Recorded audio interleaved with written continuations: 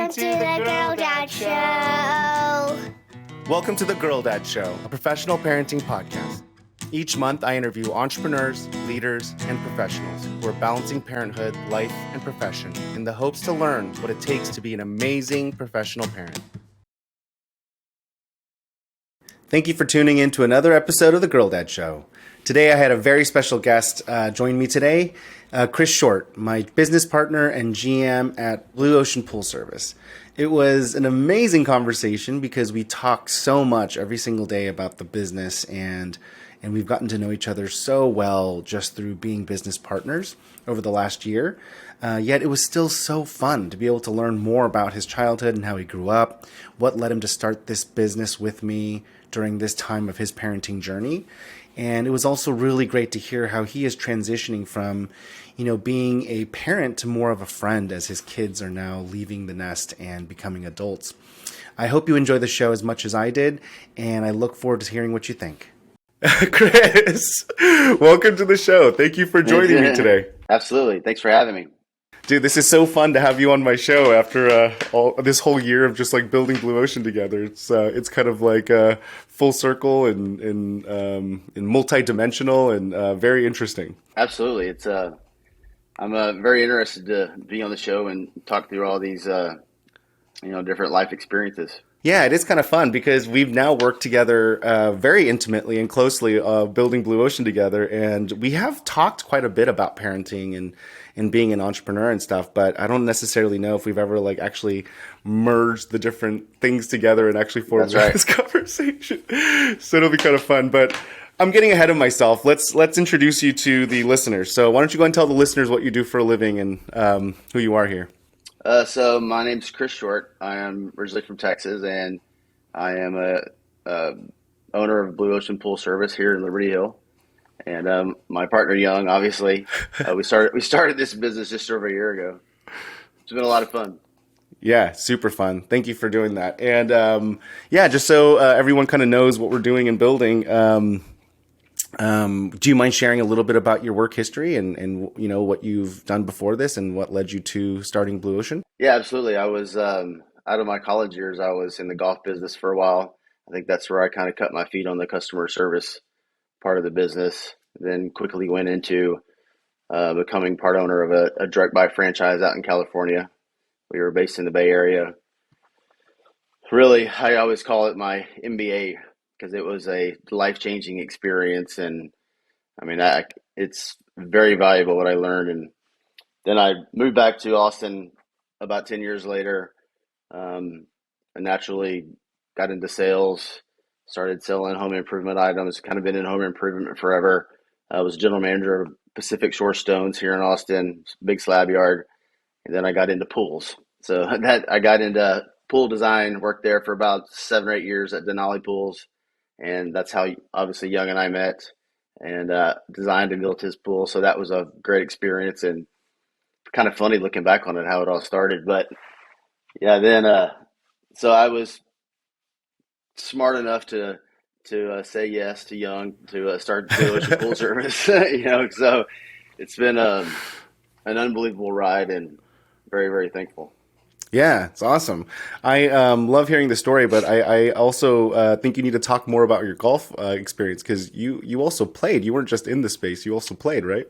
Yeah, I did my best to try to become a golf professional, and I played on all the mini tours, and I love my time in the golf business as a head pro and a general manager. It was, that's where I really learned my customer service skills because at a country club, it's, you're on high alert.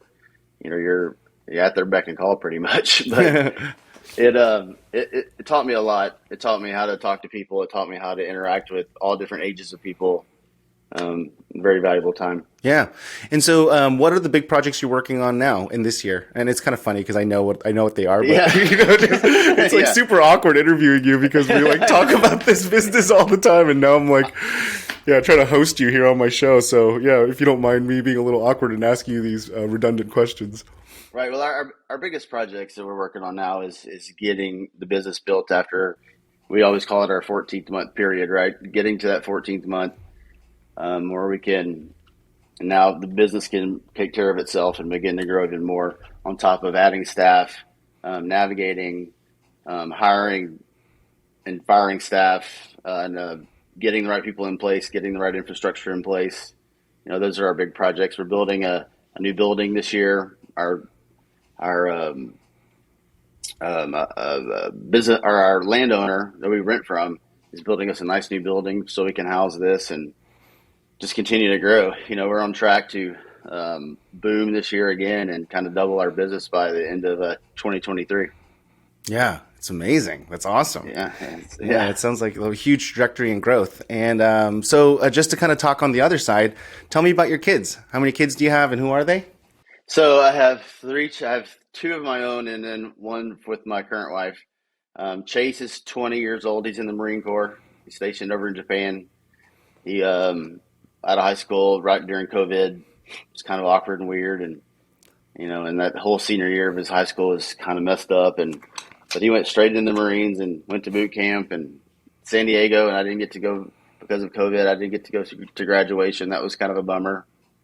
Of course, Jack is our middle child, and he works for Blue Ocean. He started. I think he's in month 5 already. Wow. He's doing pretty good. I think he is going to. He shared with me earlier this week that he was thinking of going to school and maybe working part time for us. So we'll navigate that. See what the counselors say and what his thoughts are on that. And then Jason, Wendy and my stepchild. Jason is 17 years old, and he's already out of high school. He finished a little early, and he's working here locally in Cedar Park. But all three different personalities, all three totally weird. I mean, it was when Wendy and I got together, Jason was 11 or 10 actually. And so my children were, just barely into high school, and it was so weird and how to merge all that together as far as kind of blending a new family. So that was a lot of fun navigating that. Yeah. What was the hardest part about it? Well, I think coming in for, because Jason's an only child, and then I come in, and now he has instantly 2 brothers that are older than him, that are cooler than him, that do all the fun things already, and he's just kind of stuck in the background. Yeah. So I really tried to involve Jason in our lives and what we did, riding mountain bikes and dirt bikes and camping and all the fun things that we did, going out on the boat. So I took him hunting for the first time. I taught him how to ride a dirt bike. I taught him how to surf and wakeboard and all that. So it was a good time. Yeah, it's awesome. But now they're all older, so it's, I don't see them near as much as we did the last 5 or 6 years. Yeah, and then talk to me about like their tracks. Like, are you happy with where they're headed and what they're doing? Yeah, Chase is phenomenal. I mean, that he was an overachiever in high school, and he's probably will be in the Marine Corps until he retires in 20 years. I mean, Nice. that's he's doing really good there. He loves it. He loves everything about it. Jack is my free spirit, right? Hopefully I would hope Jack could stay in Blue Ocean long enough where he can, run the business someday. Yeah. And that goes for both of our kids, right? I mean, your kiddos too, once they get older, and this business is thriving in 20 years. Yeah. Yeah. So, and Jason again, I think we're kind of waiting for him to see. He was our quote unquote problem child, so to speak. He got into some trouble, and Jason and Jack were able to navigate through high school a little cleaner, stayed out of trouble. And I think a lot of that has to do with how I was with them maybe when they were in elementary school and middle school years. But Jason, since I got a hold of him at 10 to 15 years old, his path is a little different. He's kind of a learn it the hard way kid. So, I mean, honestly, I'm not sure which direction he's going right now. We're trying to get him in school in the fall and, just keep progressing because he didn't love high school and we got him out early. So he could avoid some problems. So to speak. Oh, wow. Yeah. So you actually took him out of high school. Yeah, he took the equivalent to the homeschool. When a kiddo is homeschooled, they have a test, like the state of Texas. They acknowledge it's not a GED, but it's one step above that. But it's not a typical high school diploma. So Yeah. he took the test and got his diploma and got out of high school early at 17. So he didn't have a senior year. Yeah, that's very interesting. So that's it seems like you're very, very attentive and adaptive to your kids, and they kind of like the trajectory that they want to go in. You have like you have three very different boys. Totally different. And Jason was just I think it was good for him to get out away from the bad side of high school Hmm. because he didn't quite navigate that very well. He ran with the wrong crowd and got into some trouble. And so anyway, we were able to kind of hit the next step a little sooner so he could get away from that. And now he's working. I think he's working currently at a Whataburger here in Cedar Park. Nice. I So like that place. Yeah. I've yeah, had it yeah, twice. yeah. I've had it twice so far. It's always so funny because as a Californian coming here, everyone's always like, "What do you get there?" And I'm like, "I don't know. I've had it twice." They're like, "What do you mean?" It's like a staple here, you know. I Yeah, gotta go yeah. to more. Yeah. Very cool. Go ahead. I said no. I've been eating a Whataburger since I was like 4. Oh, you have Yeah, it? no, I have no Oh, since I you was have 4 years. been eating it since you Yeah, were yeah, four. yeah. Got it. Yeah. It's a Texas staple. Yeah, it is a Texas staple, and it's like always so funny when, yeah. Anyways, it's just one of those things that you're like, yeah, there's like a fanaticism around it here, you know. Right. How was how was your childhood like? So my childhood, I grew up in Texarkana, Texas, which is kind of the corner of Texas and Arkansas where they meet. And typical growing up in the 70s and the 80s, we were a lot of outdoors activities.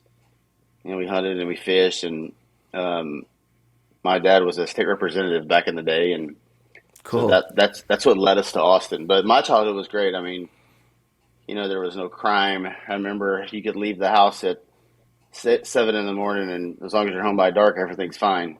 And it was a small town, very easy, happy, no problems, and I really enjoyed it. And then we moved to that's once we moved to Austin, it's when all the problems happened because then I went to Westlake for my middle school years, and man, a totally different type of kids that are in Westlake versus a small town like Texarkana, and so that's when I really learned what life is going to look like.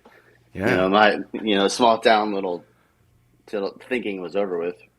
Oh man, your naivety was broken. It was like It was. I mean, I learned what racism was. I learned, oh there wow, was, I learned, that there's not some people just aren't very nice, yeah, and really I didn't. I went in Texarkana. There was black families, white families, had all different varieties of friends, and then when I get to Westlake, where there's no African American folks, and then they talk negatively, and I was like, I had to have a conversation with my parents about why. yeah. That was And like learn seventh it. grade. That was seventh grade for me. Yeah, Oh man, it that's was got to be crazy. so jarring. Yeah. It was That's crazy. amazing. Yeah, that's an amazing insight coming from small town because right now I'm raising my kids in a small town. I mean, Yep. Liberty Hill is like, like what is it? Now we're like 5,000 people. I don't know, like we grew to 5,000, So it's Right. like I mean, it was like less than 3,000 when we first moved here, and so it's amazing though. I love it. I absolutely love it. I mean, it's just incredible here. But you're right, like it's kind of a bubble because It you're just is. not exposed to anything. Right. Yeah. Liberty Hill is the next Dripping Springs. That's where I attended my high school years. So and when I went to high school there was, I mean, it was like 900 people there, and the high school barely had 300 people, and there was one stoplight. Now it's Sonic and Home Depot and HEB and everything else. So Yeah. way different. And Liberty Hills is that way now. It is crazy how fast Texas is growing. I mean, the Austin area is growing. I mean, all of Texas, actually. That's not true. All of Texas Yeah. is growing like crazy Right. fast. Yeah. That's amazing. So, how has your childhood impacted how you think about parenting? Like, are you doing like the similar things to try to move them around to get different experiences from small town, outdoorsy, but big city thinking? My parents raised me very strict, right? So I was yes sir, no sir, hold the door open for people. So I think I instilled that in my kids, Yeah. growing up, very polite manners, you know, back in the day, if I didn't do something right, dad would not be afraid to get the belt out. So Yeah. although I didn't have to do that really with my kids because they were kind of past that, but Yeah. But I was strict on them, in their early years. I think that's why Chase probably led to the military because it was kind of natural. I mean, not that I Yeah. was a military type controller, but I was strict. They had rules and they had boundaries and they had to meet them or they got punished. So Yeah. I think that's the biggest one. Yeah. That's interesting. And then now that you're running this business, what do they think about you doing Blue Ocean? Well, they because Chase is over in Japan, he doesn't get to hear as much since Yeah. in the last year what's been going on. Oh yeah. And I'm sure he's super busy yeah, with his own problems and yeah. And I think the kids they just don't quite get it because it's like this big fantasy business. They don't Yeah. quite like when Jack came to work for us. I mentioned that there's lots of opportunity for growth here. And being at 18 years old and straight out of high school, he's like, kind of freaked him out because he's like, what? What? I'm planning my next 5 years. I don't know. I don't know how to do that. So He doesn't even know what he's doing next week, and you're like talking to him about his life. Yeah, I'm like, that's funny. hey, bro, you can run this place someday. And he's like, what? Wait a minute. I don't know if I can do that. So that was. So I've kind of had to back off on Jack a little bit, and I'm trying to just let our managers manage him, and not treat him more like an employee than a kid. So it's interesting navigating that as well. And also the next transition was having, I think about this all the time, going from having kids that are below 18 or teenagers, then now having an adult relationship with the same kids. So Yeah, like their relationship changes. yeah, And so now, they want to talk about adult things. And they're like, I'm like, wow, like, you're like me now. I feel like, I still feel 18 too. So, I still cut up and have fun with them, and I still feel like I'm 21, and that's why it's a weird thing now to have adult children. yeah, It's just in the recent years that it's happened, obviously. So, still learning. yeah. What's the biggest thing that you've learned so far? Have you messed up at all with the transition? Well, I mean, like, I think you let them, Jack. I always told them, like in high school, it's like if you're gonna go out and get in trouble, if you're gonna drink beer and you're gonna do all that, you just can't. You don't ever get into. But now the Jack's like, hey, Dad, give me a beer. Yeah, It's like he's only 18. Is that right? I don't know, but it's kind of fun having cracking your first beer with your kid. Because I remember when that happened with me with my dad. yeah, So it's kind of funny. I mean, that's probably a mess up in most people's eyes, but yeah, it's kind of fun. Yeah. yeah. Exactly. I mean, like, yeah, each to his own, right? Like, I love it. That's amazing, man. And then just to talk about Jack a little bit. So he's saying he wants to go back to school. So he's in discovery phase. I love it. He's like trying to figure himself out. I mean, at 18, I mean, yeah. And he was kind of that kiddo that was stuck in the middle because Chase was the overachiever star of ROTC in high school. Man, he knew what he wanted, sounded like, yeah. Knew what he wanted, and he was the leader, and he made all the rules. And so Jack joined ROTC, but he hated it. And I think he hated it because his brother was the boss. He didn't like that. So Jack didn't go the ROTC plan for a military path at all. And I think he's against it. He doesn't even want to get close to it. But he kind of bounces around. He think he wants to be a cop. Before he came to work for us, when he first graduated, he was going to go to school and he was going to become a police officer. And I was like, bro, you don't need to go get shot at. I mean, I can come work for us. Yeah, yeah. We can make you good money. You can, you're just gonna. The worst thing can happen is get acid on you and burn yourself. You're not gonna get shot at and have to deal with everything going on in the world. So I want to shelter him from that, but I mean, he's gonna choose his own path, unfortunately. But How do you make that decision, though? My gosh. Because as a parent, you're like, dude, I don't want you to do that because it's dangerous. But on the flip side, it's like if that's his passion and he wants to be, a cop, you got to how do you navigate that? I know, and it's just kind of like navigating when they get a car. When they get a car for the first time and they start driving on their own, like, oh my gosh, my kid is driving out there with. I'm not so much afraid of them. I'm afraid of everybody else. Yeah. It's I mean, you have to the first time that Jack drove down to Corpus, like a 4-hour drive. I'm like, oh my gosh, it's freaking me out. Yeah. So, yeah, same thing. Same thing with you have to be supportive and you have to give them good advice, but you just can't control them anymore. what do they think about like you going, being an entrepreneur now in kind of like this stage of your life? I mean, Yeah, I think they think it's cool. Of course, they think it's, oh, yeah, that's awesome. But I don't understand if they understand and I probably haven't shared a ton with them either. Like the reality of where we're going in our early success and what the future looks like. Because I didn't want to freak them out either, and I just haven't had enough FaceTime with Chase.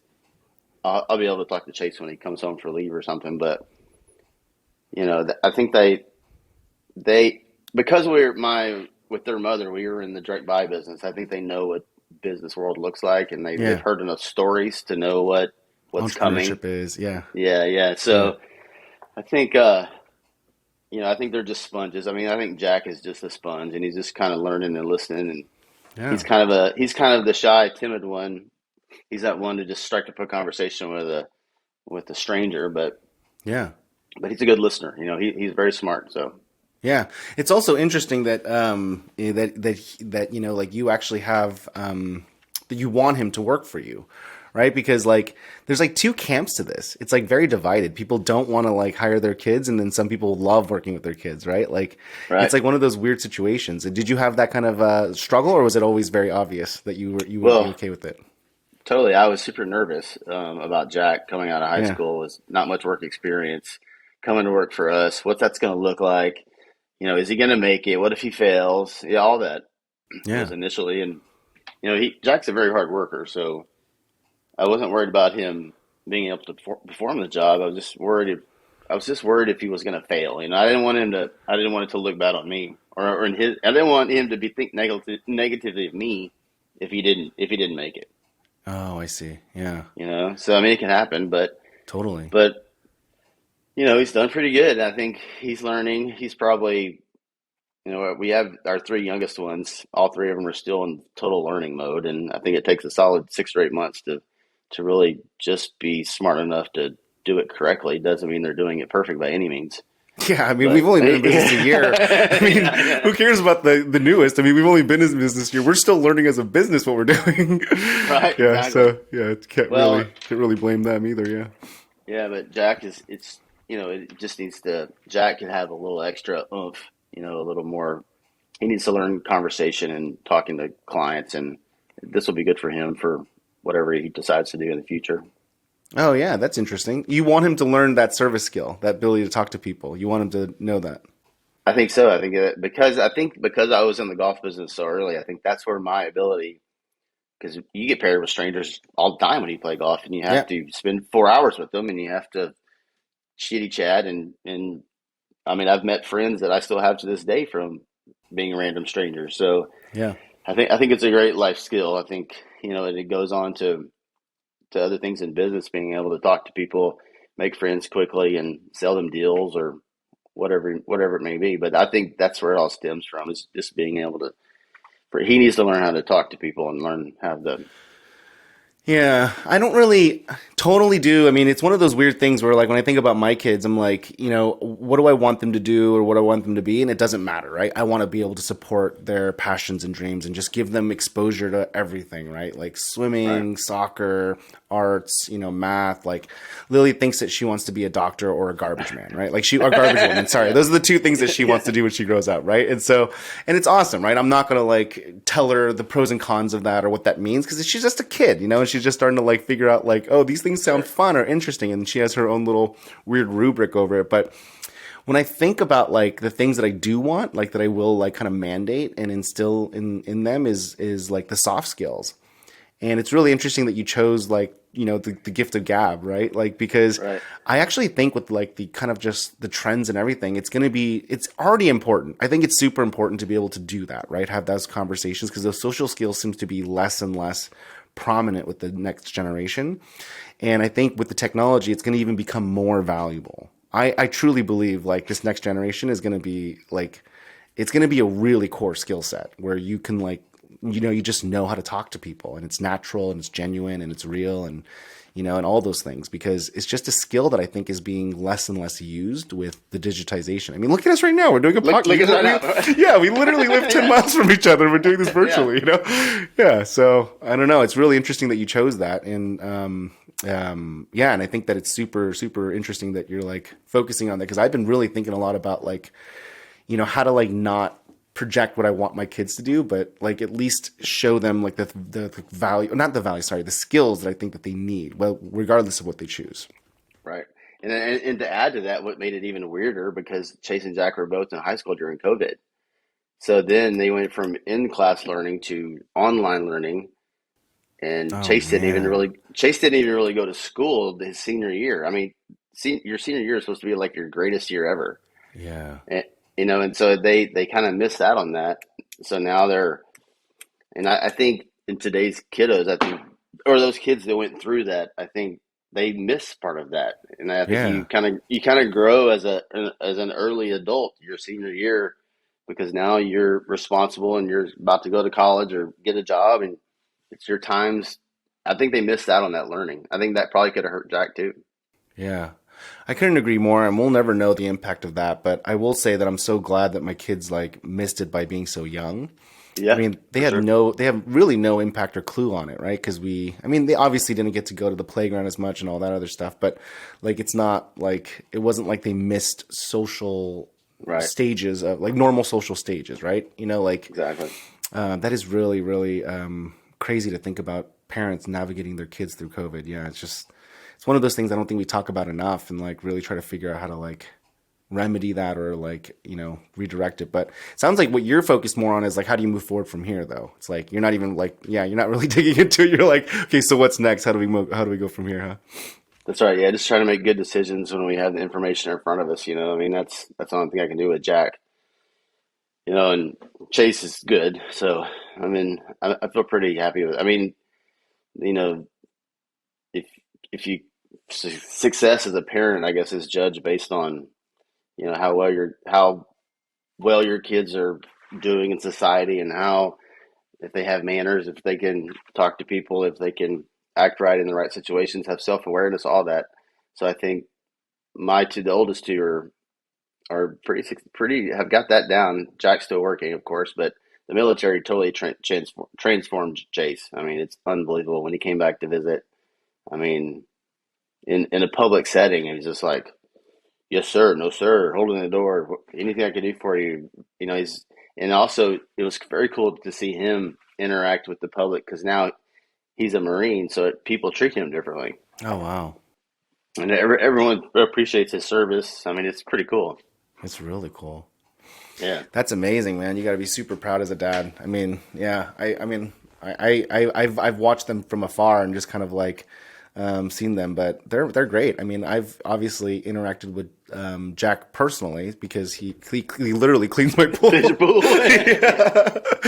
And it's really fun to watch him kind of like develop, even just in the 5 months that he's been here, like his comfortability with the job, and yeah, and it's really fun to kind of watch him grow. But it's really interesting to think about what success looks like for you as a parent. And is that the same? Has it always been that way, or is it more now because they're kind of like grown up and you're like kind of here you go, world. Good luck with these kids. Is that kind of your success criteria is changing now, or you think it's going to keep being the same? Or I think it's gonna evolve as they make good decisions. I think I just try to lead them in the right direction, stay out of trouble, and then let's just make good decisions as we see them. I mean, the same thing was with him going back to school. I mean, it's whatever you want to do, bro. But yeah, if we're gonna do it, you got to get all in on it. You just can't do it halfway. And that was one of the things I told Chase when he wanted to go to the Marine Corps. I was like, "Here's the deal. You can't. I don't want you to go in and come out at 26 years old and not learn a skill. You have to choose a job in the Marine Corps that's going to translate to something when you come out in the civilian world. Because there's a lot of people that come out of the military and they haven't learned, like if you're in infantry or something else, you haven't learned a lot of good life skills. yeah, So Chase is in things that he can't even talk about, right? They're classified information, Whoa. and it's pretty heavy stuff, you know. Yeah. So Oh, yeah, so that makes me pretty proud. that's amazing, man. Yeah. That's a really great qualification for success, and it's a good way to think about parenting. I mean, right now, I mean, I can't wait till I'm at that point where I could like, qualify success like, as a contributing member of society and, being able to provide value to the world, right? But I mean, I'm so far from that. I mean, I'm still wiping my kids' butts. You know what I mean? Like, like, did you wash your hands? Like, you know what I mean? Like, so I'm at a completely different stage right now, and I'm just like so grateful if they wash their hands after they use the restroom. So it's like, but it's really interesting to talk to people in different stages of it because, as much as I'm in it right now, these things that I'm like constantly thinking about these things, and trying to be the best parent that I can be, and just learning from people like you and also just kind of like why you would build a business while you're trying to do parenting. But it sounds like in your case, you actually timed it really well because it sounds like as the kids were leaving, you actually like really were able to go all in on this because, like the timing was that sounds like you needed to actually let go of them a little bit to allow them to grow up while you were actually able to like kind of go full in into building a business. Absolutely, yeah. And then I mean, it gives me more time to focus on the business because you're not having to focus on them half of your Yeah. time. Well, it's a different kind of focus. It sounds like, you're not like, yeah, It's not yeah, micromanaged. They live at home focus. Yeah, it's exactly. Yeah. just text and Facebook message. It's a little different. Yeah. Well, of It's like, course but I see Jack a lot at work, of course. But yeah. yeah, it's just a whole different dynamic. Yeah, it's awesome, man. And so, I think that's awesome that that's how you qualify success for parenting. And for business, what are you thinking about for business now that you're like kind of at this different stage of your life and you have adult children and you're starting this business? What's success look like for you? And I'm kind of putting you on the spot because this is a conversation that you and I have a lot about recently. And we haven't actually had the whole like, where do we want this to be conversation yet? But let's do it on air. Let's do it on air. Yeah, Let's see what you really want from this business. Yeah. What are your Right. goals here? I think it's funny because rewind 14 months ago, before we first started this, we were going to be a small company. We were just going to do it enough to get a foothold in the business, make some money. And Yeah. was it going to be our retirement? Maybe. We didn't really know. Yeah. But but we've learned so much, right? Yeah. So I think for me, and we kind of shift a lot, right? We As do. we Yeah. as we learn from the business, we shift our focus, and so we're kind of in the stage where we kind of wave around at what we really want. So now a year in, I feel like we're getting to that magic 250 number. I think that's our first goal, Yeah. and that will translate our business into the next step, and then the next step of 500 and growing. So we have lots of choices. I think, as you know, we go back and forth on, do we run it forever? Do we keep it for our kids? Do we sell it? What do we do? And I think whatever we do, I think it's important to me is that we take care of our people, Yeah. you Yeah. know, and Yeah. and hopefully, make a lot of money so we can retire. I Yeah. think that's that's the end goal. I think is for us to about 5 or 6 years from now, we're kind of done. Yeah. And our team can run it, our kids can take over, and or begin to take over. So I think that's what it looks like for me. I mean, with your help, it's been phenomenal, obviously, and Yeah. I've learned so much. I've learned so much from you, and really grateful. Oh, thank you for saying that. But I love that's your business criteria, and I think it's really probably the right answer for me as well too, because I think us trying to figure out what is the end goal is probably moot. I think we just Right. need to just let's focus on getting 250 routes because we know that triggers a lot of great things for the business, and then let's focus on the 500 routes, and then let's just focus on just being successful and not worry about like, do we want to grow to 1,000? Do we want to pass it on but because at the end of the day we have an amazing team, and it's something that you did really well, and I think that we need to call this out in the podcast so everyone knows. But I'm always about just like, what are we gonna do to make money? Like, can we make money? And like, I'm very like mechanical. I'm like a robot with this stuff, right? I'm very, very like do whatever, I test everything and like fail fast and spend as much money and then stop spending money and do this and just do whatever to make as much money, and then whatever makes the most money is what we're doing. Like if it's blue ocean or green ocean, I don't really care. Whatever makes us the most money is what we do. Right. And I remember from the very beginning, you said no matter what we do, we have to build a company that takes care of its people, and you want it to be a business that where you could like be proud of the people that you were working with, and the people were proud of the company that they were working for, and that was amazing, and I also love that, right? Because I also love people too, but the fact that you were so adamant about it from the beginning, that we were going to focus heavily on our people is, I think, why we have such great people. I think you're right. And it's really amazing. Yeah. And so our core group is like insanely good, insanely cool. And just, they would literally like, they'll like go to war with us. And it's like this amazing feeling of just like anything that we mess up or try or test, they're like, let's do it. And they're okay with it. And they try and they go with us. And it's been an incredible journey, but I think it's because they know that you care. They know that you genuinely care, and you want this to be something that's like people focused. So just a big shout out to you, because like that was an amazing stance from the very beginning, that you're like, hey, I want to build a company I'm proud of, and what makes me proud is people. Well, and a lot of that, I learned that too from my direct buy days, because we had 70 employees and we changed people's lives. Yeah. I mean, I took bartenders and waitresses and made them six figures. I mean, and taught them how to go on with their life. And several of those are now business owners themselves. Yeah. What's crazy is you're doing that here. I mean, our people will be doing the same thing in the next year or two here, right? Like they'll be making more money than they've ever thought they could, and it'll be an amazing. It is kind of cool. It is really cool. In a lot of ways. Obviously, it's a business, but there's this kind of like micro ecosystem in the business of like being able to impact people and like help them for the better, and being a part of that is very gratifying.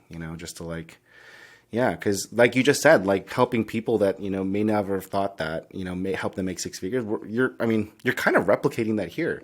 That's right. I can literally see that happening in the next couple of years. That's right. With our core team. Yeah. That's good. That part was very rewarding for me. I mean, besides all the money is wonderful, but because we're only as good as a business as our people. Yeah. And we're, one of my biggest focuses on having good people, knowing they're there. I'm there for them, and I think everything else will kind of fall into place. Yeah. As far as success and money and everything else, the financial part of it. I mean, it's already happening now. I mean. That's true. We have amazing people. We do. We really do. Cool, man. Well, let me get into my rapid fire questions, because I'm bumping up against the hour here. So every interview, I like to ask the same 5 questions for every guest, so that there's some symmetry to all my interviews. So I'm going to fire them off. Okay. What advice do you have for other parents and soon-to-be parents? I think the biggest part, looking back, since my kids are older now, I think don't sweat the small stuff, because we get wrapped up on everything being perfect, and allow yourself to enjoy it. Yeah. I think that's one of the biggest ones. That's awesome. I mean, because I know when you're a new parent, everything's a big deal, and you want to do it right, and I think you tend to get wrapped up on all and little problems turning into big problems, and I think just don't sweat the small things. So smart. Yeah, it's absolutely true. I mean, I think I've gotten a lot better about that, because I've interviewed so many parents, and a lot of people say that. It's the same adage of like right now we're like struggling to figure out, because we want to take the kids out of school for like a trip on a Disney trip with my brother, because my brother's like, let's go on a Disney trip, like let's do it together. And the timing is that their spring break is not on ours, and Amy's like, do we take them out of school? This and that. I'm like, it's kindergarten. I don't think a week. I don't think, because I heard another guest say that. They're like, I wish I just took them out of kindergarten or first grade, because it really wouldn't have mattered in their bigger scheme of life. Like, who cares? You know what I mean? Like, them missing a week of kindergarten is not going to make a huge change in their life, That's right. That's right. So yeah, it's really good feedback. If you can go back and tell yourself one thing before having kids, what would you tell yourself? Um, Again, I think it relates to enjoying it because I remember when the kiddos were little, it's like I was so nervous and wrapped up, and I couldn't enjoy what was happening, And Mm, I think I would tell myself just to be more patient and just take deep breaths more often, and yeah, just relax. I think that's yeah, probably what I would tell myself. that's great. Is there one thing that's very surprising that you learned about yourself after becoming a parent? I think, yeah, I think being able to have the nerve to try different things, try to do new things with your kids, right? Because you have to navigate how they sleep and when they're eating, and I think um, it was that I could do difficult situations, that I could do something that I wasn't used to, that I could navigate and do something that was difficult that I didn't have a clue about.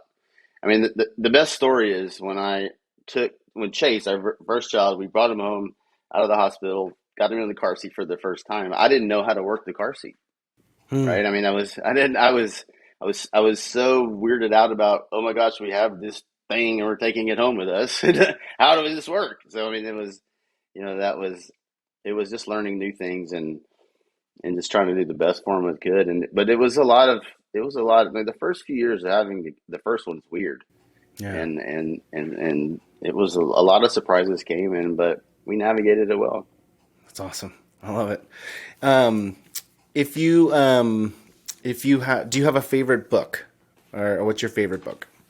I think the one going back to the direct buy days when I first read the How to Win Friends and Influence People, that was the one that I they made us read at the direct buy business management Yeah, school.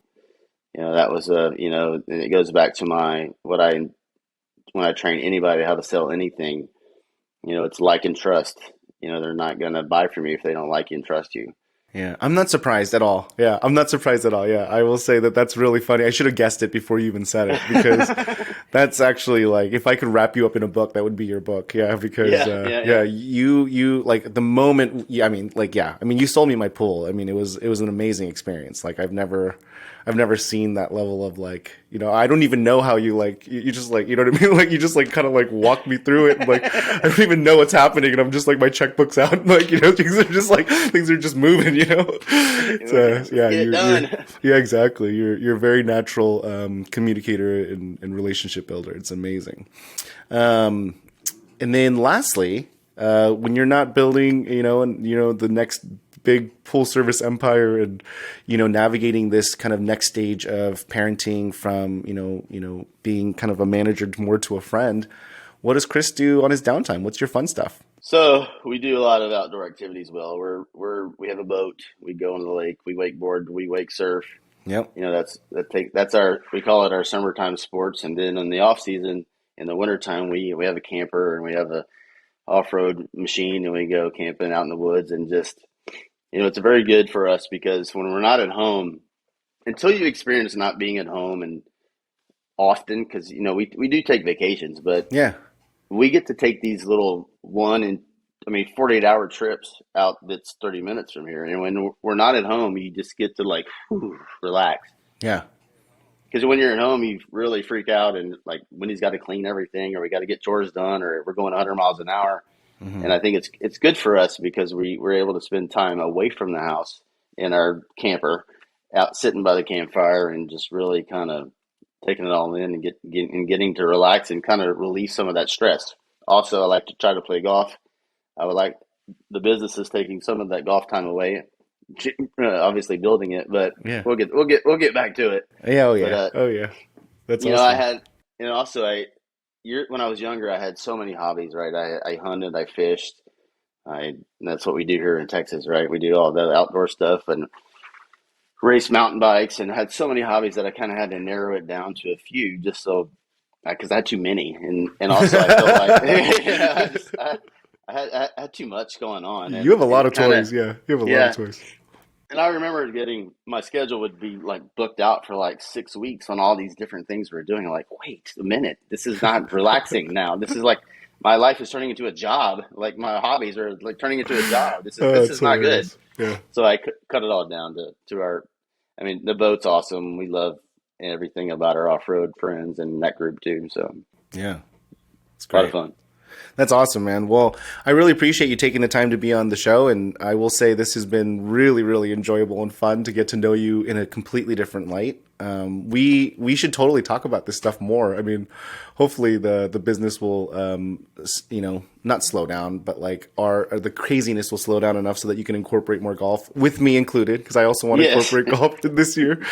That's And, right. and we can talk more about this stuff. This is awesome, man. You have a lot of Yeah, insight in parenting. This is great. yeah. Thanks for having me. It's good conversation. And honestly, I don't have a lot of this type of conversation with other people anymore because now I've gotten older. You don't talk about all of these things except now you and I have such a relationship. Like you said from the beginning, like we're closer than I talk to my wife. Right? I mean, Yeah, we talk every yeah. day. I know, yeah. So it's pretty cool. It is cool. I know it is like such a weird thing. What business partnerships will do to your relationship. Anyways, we can bromance about this later, but Yeah, it yeah. is one of those really weird intimate relationships that are just pervasive. It's just like you end up talking about stuff that you don't even talk to your wife about, And so, yeah, I'm glad to be on this journey with you, brother, and thanks for taking the time to be on my show. Absolutely. Thank you, sir. Yeah, we'll talk soon. All right. Thanks. Bye. Thank you again for listening to the Girl Dad Show. To help our show grow, please let us know who we should interview next by filling out the form on our website or commenting below.